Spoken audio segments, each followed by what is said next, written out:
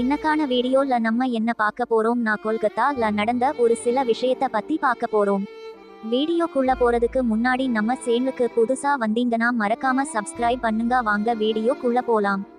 கொல்கத்தாவில் 31 வயது நிரம்பிய பயிற்சி பெண் டாக்டர் பலாத்காரம் செய்து கொல்லப்பட்டுள்ளார். இதனை கண்டித்து நாடு முழுவதும் இன்று டாக்டர்கள் போராட்டம் நடத்தினர்.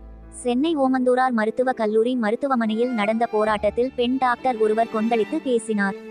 மேற்கு வங்கத்தில் நடந்த ஒரு சம்பவம் தற்போது நம் நாட்டையே உலுக்கியுள்ளது.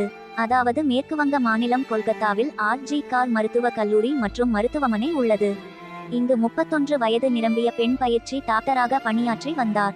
இவர் 2ஆம் ஆண்டு முதுநிலை மருத்துவ படிப்பை படித்ததோடு பயிற்சி டாக்டராகவும் பணியாற்றி வந்தார்.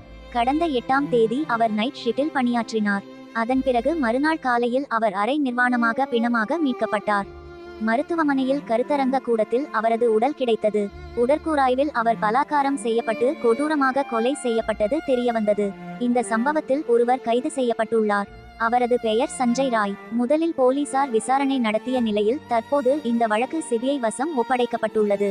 சிபிஐ அதிகாரிகள் விசாரணையை தொடங்கி உள்ளனர். இதற்கிடையே தான் கொல்கத்தா பெண் டாக்டர்கள் பலாத்காரம் செய்து கொல்லப்பட்டதற்கு கண்டனம் தெரிவித்தும் குற்றவாளிகளுக்கு உடனே தண்டனை வழங்க கோரியும் நாடு முழுவதும் பணியாற்றும் மருத்துவ பணியாளர்களின் பாதுகாப்பை உறுதி செய்யவும் நாடு முழுவதும் இன்று டாக்டர்கள் போராட்டத்தில் ஈடுபட்டனர். இதனால் மருத்துவமனையில் நோயாளிகள் சிரமத்தை எதிர்கொண்டு வருகின்றனர். தமிழ்நாட்டிலும் அனைத்து மருத்துவமனைகளிலும் டாக்டர்கள் போராட்டம் நடத்தினர். சென்னையில் உள்ள ஓமந்தூரார் அரசு மருத்துவக் கல்லூரி மருத்துவமனை வளாகத்தில் டாக்டர்கள் கண்டன பேரணி மற்றும் போராட்டம் நடத்தினர். இந்த வேளையில் டாக்டர்கள் வேண்டும் வேண்டும் நீதி வேண்டும், தாமதமான நீதி அநீதியே என முழக்கம் எழுப்பினர். அப்போது பெண் டாக்டர்கள் அந்த சம்பவத்தை கண்டித்து பேசினர். இந்த வேளையில் இளம்பெண் டாக்டர் ஒருவர் ஆக்ரோஷமாக பேசினார்.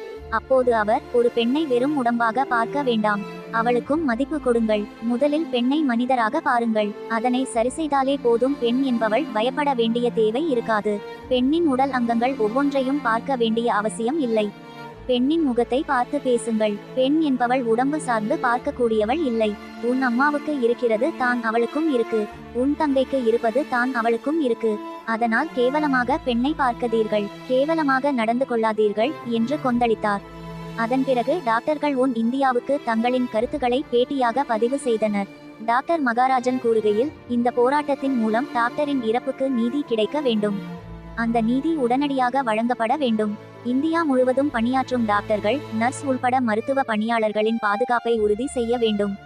முக்கியமாக பெண்களின் பாதுகாப்பை உறுதி செய்ய வேண்டும். மேலும் நம் நாட்டில் மருத்துவமனை பாதுகாப்பு சட்டம் என்பது இந்தியா முழுமைக்கும் கிடையாது. ஆந்திராவில் முதலில் கொண்டு வரப்பட்டது. தமிழ்நாட்டில் 2008இல் கொண்டு வரப்பட்டது. தற்போது 6 மாநிலங்களில் உள்ளது. இதனால் இந்தியா முழுவதும் மருத்துவமனை பாதுகாப்பு சட்டம் கொண்டு வர வேண்டும். அதன் கீழ் மருத்துவ பணியாளர்களுக்கு எதிரான குற்றங்களில் ஈடுபடுவோருக்கான தண்டனையை கடுமையாக்க வேண்டும் என்றார். இந்த வீடியோவை எல்லோருக்கும் பகிருமாறு தாழ்மையுடன் கேட்டுக்கொள்கிறேன்.